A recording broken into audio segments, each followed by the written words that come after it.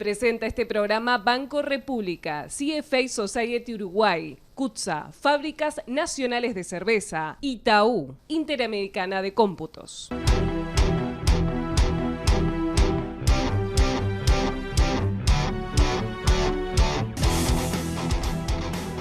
Seguimos en ADN, como quien no quiere la cosa, de a poquito se nos fue viniendo, superaba cada día la medición el 1%, empezaron a aparecer casos que superaban el 2% de los test hechos. El coronavirus vuelve a ser nunca dejó de ser un problema, pero ahora aparentemente se agravó. Estamos con el director del Instituto Pasteur, Carlos Battiani. Muchísimas gracias por estar. Muchas gracias por la invitación. ¿Qué pasó? ¿Qué nos pasó? Creo que lo que todos preveíamos, lamentablemente Uruguay no es una isla, está en un continente que es el continente de los continentes más afectados. Tenemos como vecinos al tercer país que tiene más casos totales en el mundo, donde además el presidente y las autoridades no han decidido tomar el caso en serio, y Argentina, que bueno, ahora se está arrimando a los países que tienen más casos y con una situación también fuera de control. Entonces eso nosotros preveíamos, que la frontera seca con Brasil iba a ser un problema, que nos iba a costar controlarlo, y bueno, y de a poco, no sabemos bien los motivos, los casos han ido aumentando. Uno tiene la sensación, hoy leía un artículo de una colega, Jacqueline Ponzo, una epidemióloga, que además trabaja en el grupo de análisis de datos, donde ella decía que se notaba un cierto, como bueno, estamos muy bien, y se empezó a bajar la guardia, y esas cosas complican. Estos cuadros son cuadros que llegan para quedarse, son cuadros largos, donde hay que pedirle a todos y seguir insistiendo en que nos cuidamos entre todos. Y bueno, pero es cierto que la gente viene cansada y bueno, de alguna manera tenemos que volver a comunicar y a pedir que tenemos que cuidarnos entre todos. Y hay medidas muy simples que dan resultados sumamente eficaces, al punto que dieron resultado para otras enfermedades. En este invierno los pediatras estaban felices de la vida, que no habían tenido cuadros respiratorios, como todos los inviernos. Bajaron mucho las enfermedades infecciosas en general en Uruguay, 90% bajaron.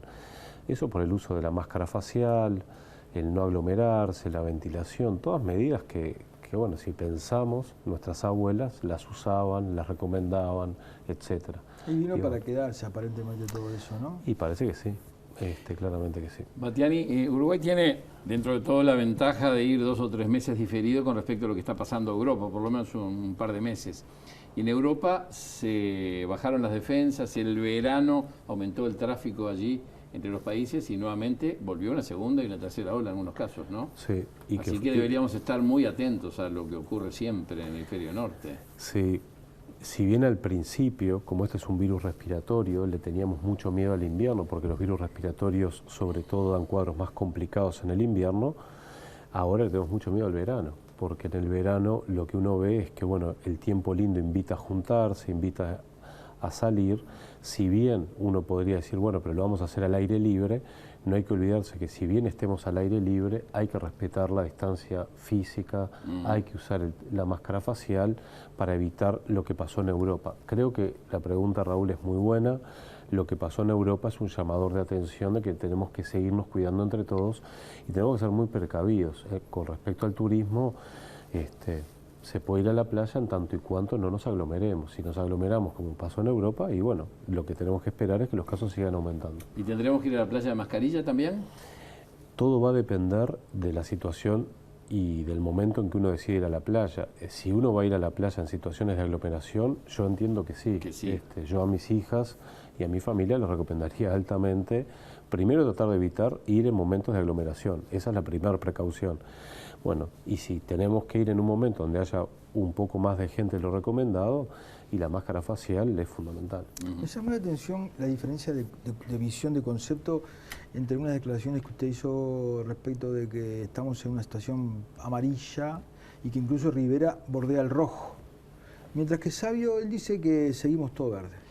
A nivel global, ¿no? Claro. A nivel de país, cuando uno regionaliza o zonifica más en forma específica, se ven los colores, ¿no? Y depende qué criterios usemos.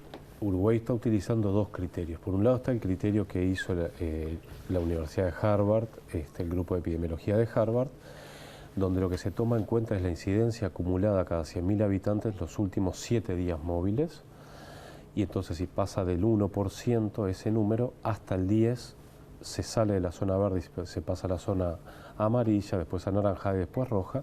Por otro lado está la otra infografía que utilizan en la Unión Europea, donde hay dos variables. En el eje Y, en el eje vertical, está el porcentaje de test positivos en el día que uno está analizando, y en el eje X, en el eje horizontal, está la incidencia acumulada en los últimos 14 días.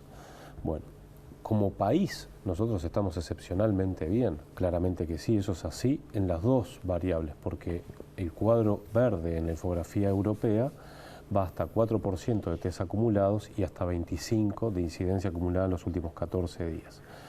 Pero eso no quiere decir que Rivera no esté en una situación diferente, que Colonia no esté en una situación diferente y que Montevideo no esté tendiendo a tener una tendencia diferente. Entonces, cuando yo decía eso la semana pasada, algunos colegas con mucho tiro me decían, es cierto, pero la tendencia está aumentando. Entonces, quizás ahora lo que tenemos que hacer, y por eso un poco lo que quería transmitir, es el hecho de tratar de simplemente solicitarle a la población de vuelta el cuidarnos entre todos y volver a reforzar y a recordar que el virus está presente y que tenemos que tener mucho cuidado, y la forma de tener cuidado no es tener miedo, es manejar y gestionar el riesgo con inteligencia. Entonces, utilicemos las medidas que sabemos que son eficientes y que además son extremadamente baratas y extremadamente fáciles de hacer. Y hasta los niños las aceptaron, porque el uso de la máscara facial ha tenido muy buena aceptación en los niños de edad escolar. Obviamente no en los preescolares, pero en los niños de edad escolar. Entonces, yo creo que no cuesta nada. Perdón, Raúl, Sí. yo creo que es difícil instalar, a veces es difícil y otras veces no, pero a veces el miedo, por ejemplo, se instala rápidamente, ¿no? Hay 3 rapiñas sangrientas, 2 tiroteos, 1 en Pocito y chau, se instaló el miedo y todo el mundo. Esto del coronavirus, yo recuerdo cómo estaba yo, mi hijo en casa todo el día, ¿no? La gente cuidándose, los comercios cerrados, los shopping cerrados. Y yo noto en mí mismo que hoy vivo una realidad mucho más más aflojada, mucho más suave, mucho más menos ¿cómo se hace? ¿Qué medidas habría que adoptar para volver a aquel estado, a aquel estado de situación, aquella sensación térmica? Yo creo que si nosotros queremos mantener este estado en el que está Uruguay hoy, que es muy bueno, por eso estoy de acuerdo con el doctor Sabio, que en términos generales estamos muy bien con algunas zonas que nos deben llamar la atención. Quizá lo que preocupa la tendencia, ¿verdad? Ocupar, exactamente. Sí. Entonces, ¿cómo mantenernos en este estado y tratar incluso de mejorar un poco, porque podemos mejorar? Es simplemente acatar las medidas sanitarias que en forma muy atinadas el ministro de Salud Pública y el conjunto de las autoridades sanitarias están impulsando. No concurrir al trabajo o a la escuela o a los lugares que uno quiera concurrir si uno tiene síntomas respiratorios de cualquier tipo o que puedan hacernos sospechar de que podemos estar incubando la enfermedad. Usar la máscara facial, evitar las aglomeraciones y las fiestas, no estar en lugares cerrados, utilizar mucho la ventilación natural, evitar el uso de aire acondicionados y evitar estar en situaciones donde unos estemos muy cerca de los otros sin máscaras faciales. Con esas medidas, más el correcto lavado de manos, vamos a volver a estar bien, porque es relativamente fácil de controlarlo. Ahora, nos enfrentamos en un par de meses al tema del turismo, el comienzo de la temporada, y el gobierno está en un dilema entre lo económico y entre lo sanitario, ¿no? Los antecedentes que tenemos con Rivera o con algunos argentinos que han venido, o algunos extranjeros que han venido, el Congo, militares, es complicado, ¿no?, para abrir la perillita. Y yo creo que sí, pero es un tema del cual no me siento con la capacidad de opinar, en tanto y cuanto hay un montón de variables que no me corresponde opinar. Está bien, esas variables conforman la decisión política. Desde el punto de vista científico, ¿no sería lo más recomendable flexibilizar la frontera, hacerla más permeable? No parece lo más aconsejable. Ahora parece que la presencialidad en los centros de estudio se va a dar, no obligatoria, ¿verdad? Con lo cual, ya cuando en algún momento existió cuando se empezó en el interior, la no obligatoriedad, no dio muchos resultados, ¿no? Algunas madres por miedo, otras por comodidad, otras porque ya aún en épocas normales, sin coronavirus, los grados de faltas en algunos sectores de la sociedad son impresionantes. ¿Por qué si hasta ahora los consejos de los científicos han sido aceptados, cuesta tanto tomarlo, el de volver a la presencialidad 100%? No sabe por qué, claro. No sé el por qué, pero sí una cosa que me parece importante decir. Yo creo que al inicio del cuadro era entendible que todos tuviéramos miedo, entre comillas, preocupación en cuanto a qué hacer con los niños, porque todos queremos cuidar a los niños.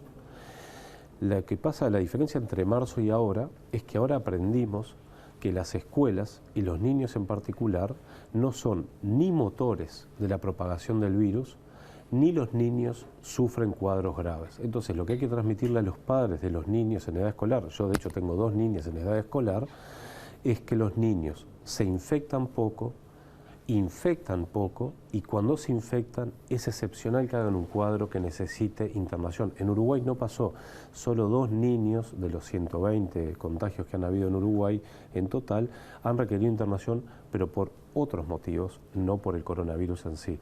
Los niños no hacen cuadros graves. En Estados Unidos, en la ciudad de Nueva York, en los últimos días se hizo un trabajo donde se midieron 10.570 y pico de alumnos que estaban concurriendo a la escuela. ¿Cuántos dieron positivo durante el periodo de estudio? 12. Una cifra absolutamente despreciable. Y es más, los lugares de contagio no fueron las escuelas. Cuando nosotros dejamos a los niños en las escuelas, también los niños corren riesgo de contagiarse, porque los adultos estamos saliendo, y como usted decía, Gabriel, los adultos cuando salimos no siempre estamos siguiendo estrictamente las medidas sanitarias. Por tanto, el riesgo de que los adultos llevemos a nuestro hogar la enfermedad también ocurre. Sí. Y que contagiemos a nuestros hijos en la casa también pasa.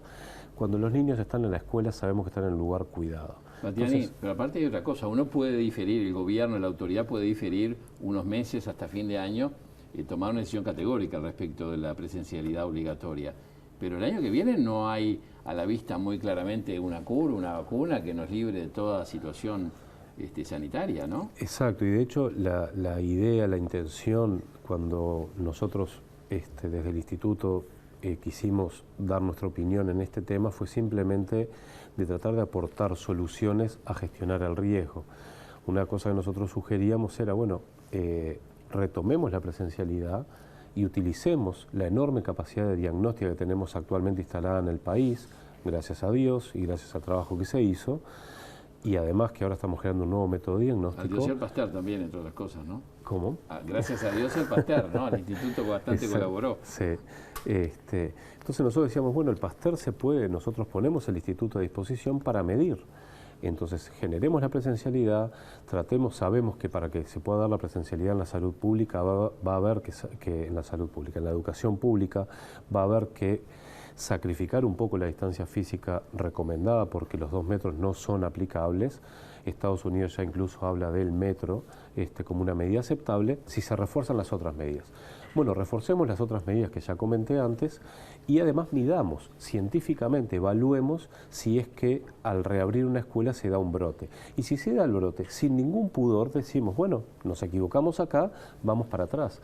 Pero todo lo que no hagamos de acá a fin de año, en marzo, no lo vamos a poder hacer. Perdón, Gabriel, el otro día usted decía en la radio que estuvimos conversando que incluso no se necesita mucho más personal de servicio porque se puede adiestrar a los niños en que ellos colaboren con la higiene, ¿no?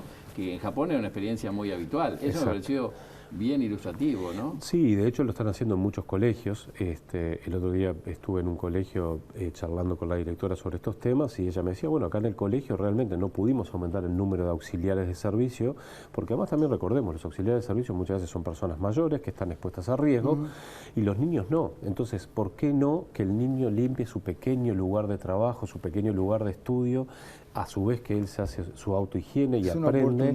Y es una oportunidad para generar mejor ciudadanía y para empezar a aprender de que cada uno tiene que hacerse cargo de lo que ensucia. Qué oportunidad más linda. Qué lindo. Nos queda un minuto y me gustaría pegar un pequeño cambio. Aprovechar para... El papel de los científicos fue fundamental, ¿no? Por primera vez la sociedad me parece, empezó a valorar lo que tenemos, ¿sí? ¿Usted siente que el gobierno, hay una reciprocidad del gobierno? ¿En el presupuesto hay una reciprocidad del gobierno? No me gusta mucho hablar del presupuesto, entiendo que están haciendo un esfuerzo grande por atender las necesidades, y la verdad no es mi intención para nada generar una polarización con el gobierno. Yo entiendo que el gobierno se ocupó de la crisis sanitaria, en particular el ministro Salinas, creo que es un ministro que se ha ocupado mucho del tema y lo ha hecho muy bien. Y en particular de lo que puedo hablar, que es lo que conozco, es el presupuesto del Instituto Pasteur. Es un presupuesto que está dentro de lo que nosotros esperábamos y estamos bien. Y fuera de eso, ¿usted siente que esto generó digamos, un estado de mayor reconocimiento y de un aumento del prestigio de la comunidad científica? Sí, creo que sí, que la sociedad ha valorado, ha visto lo que normalmente puede hacer un científico y por qué es importante tener una masa crítica de científicos, y quizás un concepto que me gustaría dejar para que la audiencia lo pensara es: todos los países que se han desarrollado y los que están en vías de desarrollo, y no los países que estamos rezagados como Latinoamérica, son países que en algún momento de su historia han decidido invertir en ciencia, tecnología e innovación un porcentaje chico pero importante, alrededor del 4% del Producto Bruto Interno, no como un gasto sino como una inversión en ciencia, tecnología e innovación, y eso se paga a 10 o 15 años aumentando en forma muy significativa el Producto Bruto Interno del país. Entonces, no quiero opinar sobre el presupuesto, pero yo creo que invertir en ciencia, tecnología, educación es una inversión. Hay que cambiar, como decía, hay que cambiar la mirada. Los países ricos invierten en tecnología porque tienen investigación, porque tienen dinero, no. Tienen dinero porque invierten. Porque invirtieron y siguen invirtiendo en ciencia y tecnología. Muchísimas gracias por haber estado. Muy amable. Gracias a ustedes. Gracias. Nos vamos a una tanda y cuando volvamos con Juan Pedro Mir hablando de todo esto vinculado con la educación.